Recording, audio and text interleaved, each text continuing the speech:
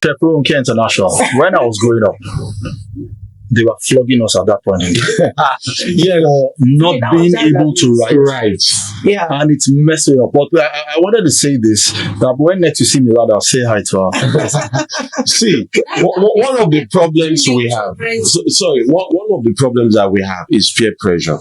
Yeah. So you take your child to the village, like you said, for holidays, and he's there with all the cousins and everyone. And everybody can write. They say, I want to write 1 to 300. And your child cannot write 1 to 100. Do you know that some parents will be embarrassed? The competition will start. Yeah. And in fact, do you know, after holiday, during that holiday, some parents will say, no, I'm taking my child, withdrawing my child from the school. That school, they don't teach anything. Other aspect of what? Exactly. Yeah. Exactly. The age difference. See, if you have, I have 4 children, they are all different. They are smarter than each other. And they are good. My daughter is good at this. In fact, the funny thing in my house, I have 2 daughters, 2 sons. My daughters don't like the kitchen. They don't like cooking. You have to force them. And my mom is a caterer and I cook. But my sons, they enjoy cooking. My first son he'll be 12 this year. He can prepare rice, he can make stew, noodles. In fact, he makes one of the best noodles in the world. My son is very good. Yeah. And he knows how to clean the house, he knows how to clean the kitchen, tell him to sweep, he will sweep well, he will mop well, So I did not say because okay, he's a boy. No. They are good, Their strength, your weaknesses, they have their strength. So I told my dad to study there. Okay, this person is good. Okay, let me encourage him. And my son loves football. When he comes out from school, he goes to the field. Stop playing ball. So I just said, why can't I encourage this boy? Since he loves football, okay, let me just make him happy.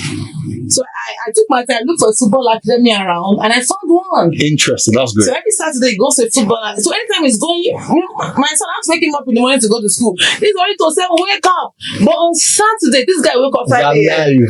He's alive. All ready to go to the field. Mommy, this is just past 5. It's not 8 o'clock. It's just past 5 now. It's not at 7. He has so much. Yeah. So when you see such a passion in your child, please let us develop it. Okay. Let us encourage them. When I decided to take it to that I said, I don't what you want to, which you have to do it. So now he knows that mommy have to make me happy. So you have to make me happy. You have to make your daddy happy. So improve in your academic, in your schoolwork and all of that. And he's doing well. That's amazing. We thank God for a time like this. I mean, when growing up, it was not safe. I mean, you see your father and you just disappear. Literally. But things have changed. Like I said, so growing up, you have to see him before you disappear. Okay. When I we used to play football on the streets. I mean, of course, when we lived then, there were not too many cars plying the road and all. And you just see my dad just coming like this. Disappear, man. And we look at, did he see us? Did he not see us? So on and so forth. But funnily, my dad did not beat us like my mom did. Nice. Well, but it's not because he had this belief that beating was dangerous. Because his father beat him and he gave him a blown eye. And it troubled him for so many years. So he just believed that you have to be careful. You have to be careful. But there was this healthy fear. There was this healthy fear. When you see that, you know that it's no joke. I know. But growing up as a child, education was zero. We went to good schools, but nobody understood me. I don't think the Montessori concept existed. It existed, but we didn't have. There was no follow-up. The name. I realized that several schools were named Montessori school, but there was nothing Montessori about them. Practically just the name. Yeah. So someone like me, I struggled. I failed from primary school to the university. You are not alone. You are not alone.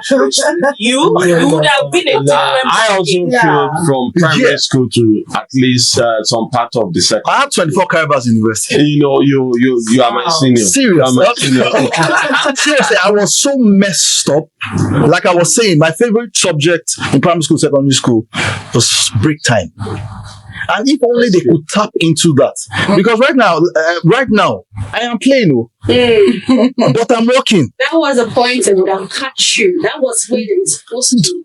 But nobody understood. And so back to what I said, we were clustered. So my parents look at me like, your siblings are doing like this. You mentioned the clock thing. My cousin, way older than me, so we call him uncle, he discovered that I couldn't read the clock. My younger sister was already reading the clock. Oh. And so he sat me down. I'm like, what is this? He was angry. But bros, now my level be this now. Anger cannot teach a child. That's something parents and even some educators they fail in this. With the right training, you should know that anger does not teach a child. You need patience with a child. My wife keeps on saying that. You need to study a child. See, some children are just like adults. They behave like adults. When you teach them, this is 1, 2, 3, it sticks. What did I say? 1, 2, 3. They are done. Why some children? This is 1, 2, 3. They are not. This is 1, 2, 3. They are not. Do you know what you do? Find what that child loves doing. Wait for that time to teach that child. Some children will not learn 1, 2, 3. They will use materials to learn it. They might use stones. They might use pebbles. They might even building blocks. They are building blocks. Just put it 1, 2, 3. They are going with you. Oh, okay. So that's just the approach. There's this film, I don't know, some of us might have watched it, like Stars and the Indian movie. Yeah. Oh, like Stars and Earth. Like Stars and Just that approach. You see how the man got the child? Yeah. So I think that's the case of learning disability, dyslexia. Some children have it and we don't know. We don't know. Yes, we don't know. Yes. I remember how we flog it out of you. I remember when I can't They will beat out of your body. There's another one. Attention, hyperactivity, and attention. Low attention. Yes. attention deficit hyperactive disorder And hyperactive disorder. ADHD. We don't know about We don't know. in this part of the world. You know, we don't There was a know time it. where I had to do a paper on ADHD, OCD, and learning disabilities as major. And we realized that a lot of children exhibit learning disabilities, not like they want to have it, but it is actually genetic. So I have a very close person to me, and then he discovered that the daughter has that thing, and then I decided to run test for him, assessment, and we discovered that he has it too. Like for me, when I was growing up, I was born in Southpaw, but they tried to change it to right. You see that right thing? I scattered my brain. If I'm going on the road, don't ask me left or right, you have lost. I use landmarks, still dates to go to anywhere. That behind board, that house, no tower. You say turn left or right, me and Google Map. Google Map before.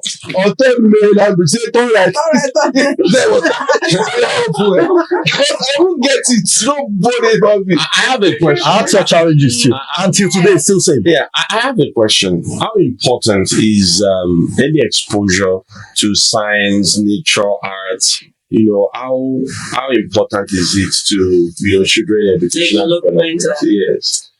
It's very important. Okay, so in Montessori, they have these standards, and the characteristics of Montessori includes language, nature exposure. They expose children to nature, arts and crafts, mathematics, literacy, etc.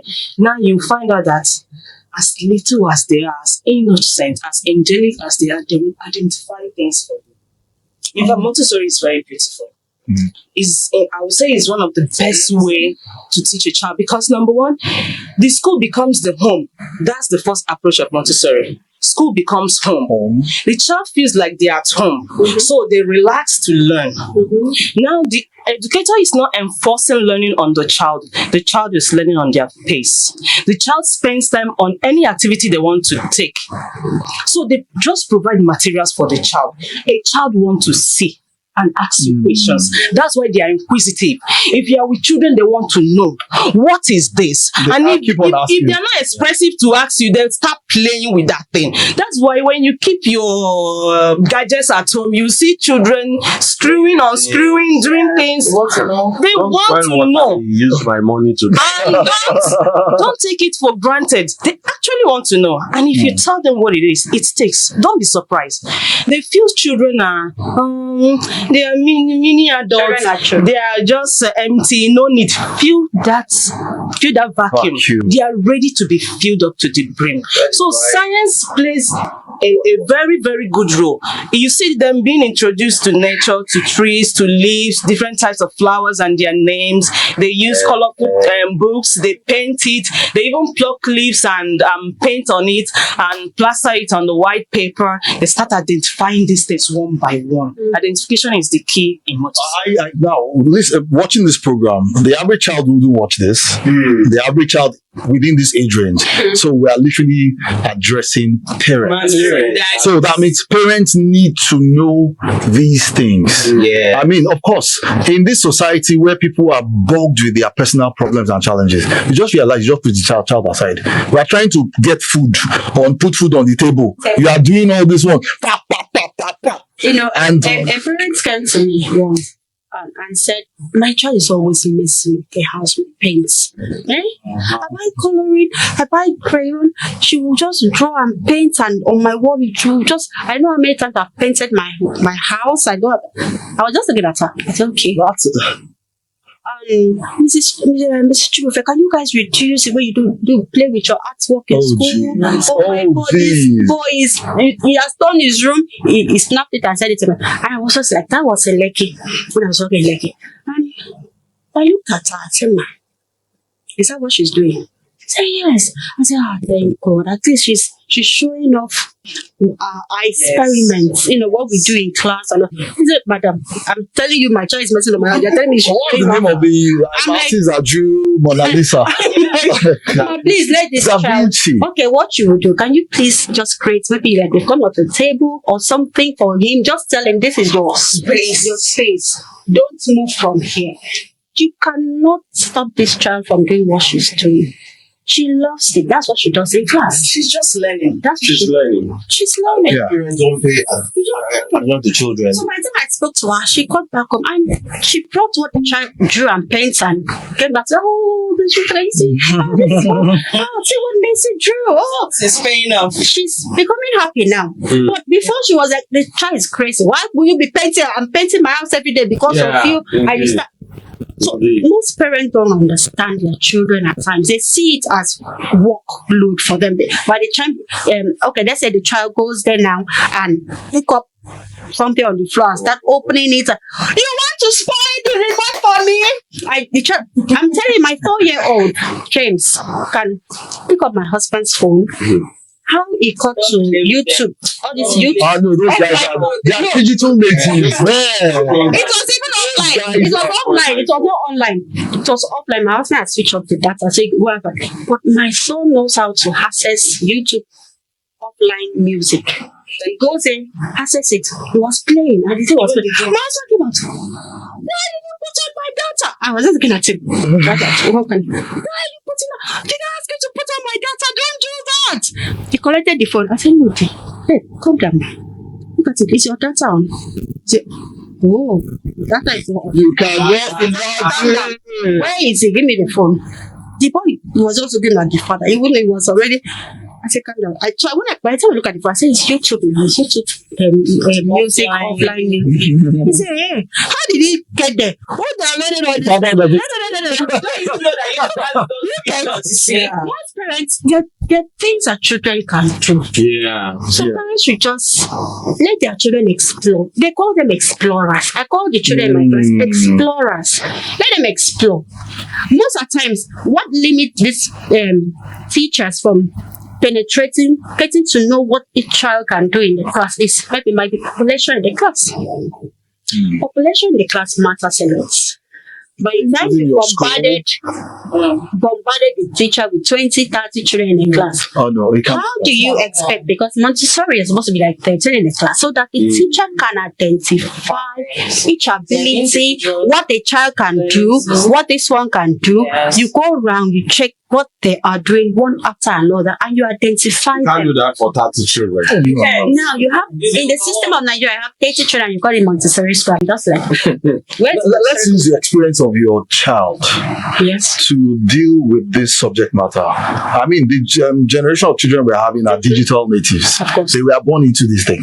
We are trying to learn it. They were born into it. Of course, now we have what you say, and they say that children shouldn't have a lot of screen time at a certain age, so that it doesn't have an effect on them. We're talking about impactful exposure. Yes. So how do we deal with this? Already our children want to grab our phones. A number of parents that can afford have gotten tablets and other screen devices for their children. How do we educate them in a way that wouldn't turn out to be negative? Okay, does it have to be screen? No, we don't know. We want to learn.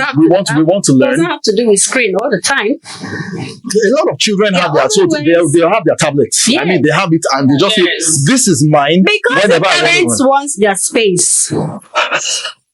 Yes, I see it. There's Yes, also another thing about this. they want their space. As parents, we need to learn more about how these things work. Yeah. So you can control the device of your children. Sometimes Parental control. When I got my son, because when they I want the got to children the to stab, disturb them.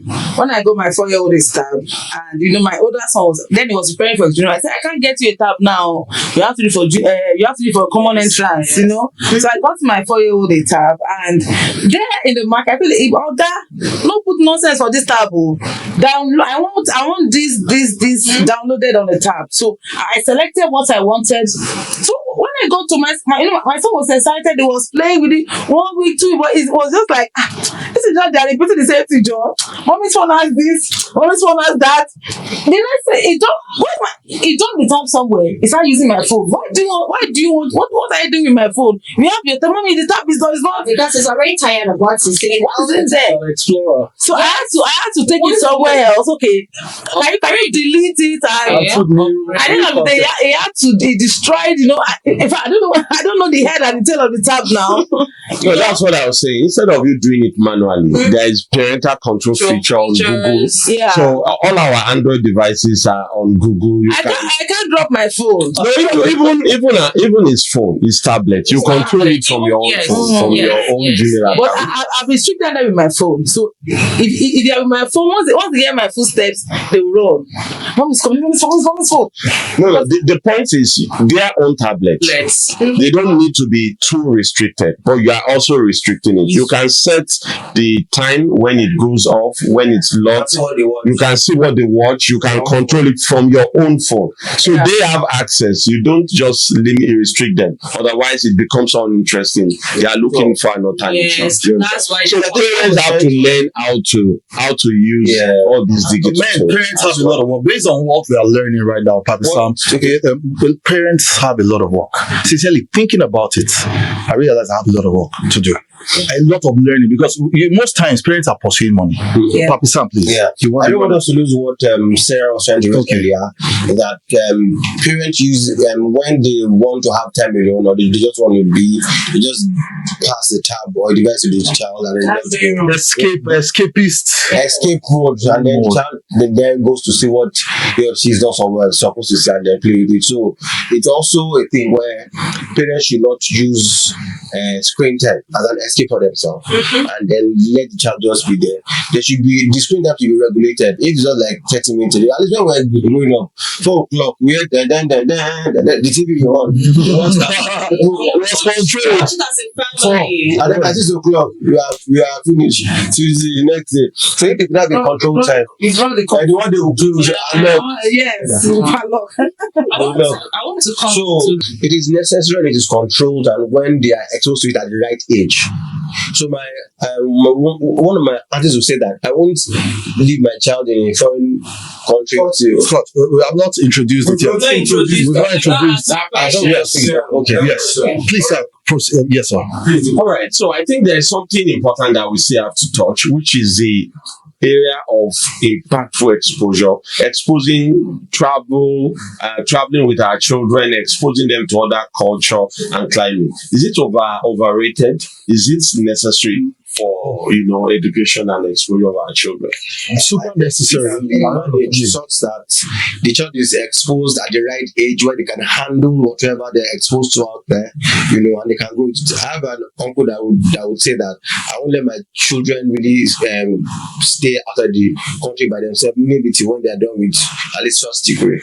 That way they've grown, they know how to manage themselves, and we can look at the point of vacation. Vacation. Vacation with the parents. Yes, vacation with the parents. Voyages, so that they have. I think it was Cynthia that talked about exploration. They're explorers. So the things they see from childhood can inform, them as a person to Just know like how our to. chef said, she took the children to the village. Do you know that that's exposure? Yeah, that's okay. They've been able to see the things they see on screen. They saw it real life. Yeah. It became real life hands-on experience for them. Yeah. So exposure is not necessarily taking them away from you. Yeah. It can happen with you right there. Yeah. Going to the beach, going outing, going on vacation with them. It can happen with you or without you. Allowing them to go on excursion at school. Oh, I was deprived of that. Yes. Because my brother almost got drowned. I mean, it was just God. He was died. And from that point on, excursion, just say we have excursion in school, we're going to Takwa Bay. What? And I don't think vacation and all of that has to be traveling out of the country. Whatever you can afford. As a matter of fact, I think that my children should first of all know about Abeokuta. They should know about the rights before they start knowing about. They should know more before knowing about the apps in France and some other places. Exactly. Otherwise, that's why you grow up and you don't have any interest in your country At all. But I think that one of the challenges is that parents are naturally not explorational, and that's because there's a battle they are fighting. They are busy fighting their own battles, and so they don't really have time. But thank God for the mothers that we have today, who are pushing their pushing their husbands to do. Let us do this. Let us do this. Let us. Sincerely, my wife has pushed me to do some things that on my own I would probably not consider. Not because I don't want to, but I'm fighting my own battles. So but she will push and I'm like, okay, it's not bad. Let's go. And it's helpful to the children. Yes. Helpful to the children. I mean, there are memories children will have that will live with them the rest of their lives. Do you know that? Okay. This just the last word we hear from us and we call it a wrap. Generation. Okay, as an educator where I teach currently, you find out that you ask the children, have you been to so? No. Where have you been? Just camp now. You see, the level of this child's exposure to real life is at the minimum. Because how do you handle real life issue? You find out that sometimes, you find out that a child will just pick another person's thing and the child will blame the consequences because they don't know the consequences. I tell them, when you do these things outside, do you know what happens to people who do it outside? Because they don't have the real life experience outside. So exploration is very good. Children get to learn and know the environment where they belong and how to behave in that environment, so that they don't go out to cultural festivals and you see them doing another thing that will contradict it. We trust God, but taking your children to the village is not economy.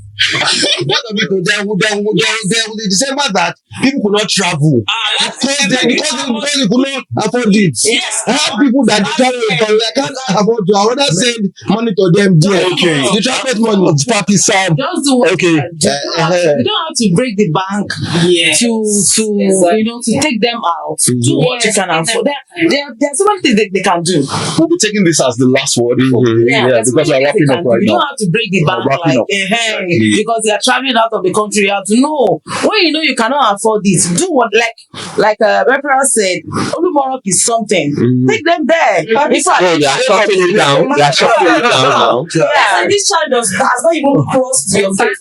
You took this child to the market and this child watched you buying a wedu and you wait. You buy. That's an experience. And Yeah. it's an experience. Yeah. All right, yeah, we have to call it a day right now. Yeah. The truth is, this topic is endless, Yeah. and the truth is, we have not even scratched the surface. Yeah. There are so many aspects to this topic that we haven't touched. I believe we'll have another opportunity soonest. But firstly, I want to say a big thank you. This is one sweet family. Just one word from every of the family member, and we call it a day. Yes, please. Our special guest, Runke International. My advice to parents out there: do your best to give your child or your children the best. Thank you. Within do what you can afford. You don't have to break the banks. All right. Yes, and Thank you. follow up. Thank you. Thank you. Emperor. Yeah, I think exposure does not have to be United States, UK, Canada. You can start from Nigeria. You have to know what, they say trying to begins so you have to know, you start from here, and then you can take it to the rest of the world. All right. Thank you, sir. Sarah. Yes, same thing goes here. Allow your children to explore. Don't restrict them. Allow them to explore. Allow them to do what they want to do. Your children, you can't take that, you can't take it away from children. They will always want to explore. Allow them to be who God has created them to be. That's it. Thank you, ma'am. And Okay, from Cynthia, I would say be available. Being available has nothing to do with being physically available. Even if you're a working mom or dad from across the world and your child is over there, you can also be available. Be in touch with your child. Get to know their challenges. They have a lot to tell you. And when you are available, you will never lose that child to peer pressure. amazing. Papi Sam. At the end of the day, it really takes two to tango. I mean, it takes both father and mother to raise a child, and we should be intentional about it. Intentionality carries every other thing that we can think about in raising children. Please make sure you raise them well and do not rob them of their childhood. Thank you. Thank you very much. And a big thank you to each and every one of you watching. I want to believe that you learned a whole lot and that you've been blessed. Most importantly, that you are able to apply what you have learned. To say the truth, I've learned a whole lot, and I'm trusting God to help me to be the father that I should be. Yes, that brings us to the end of this amazing podcast, the Happy Family Podcast. I want to say these happy people. Happy family! So we see you again. God bless you.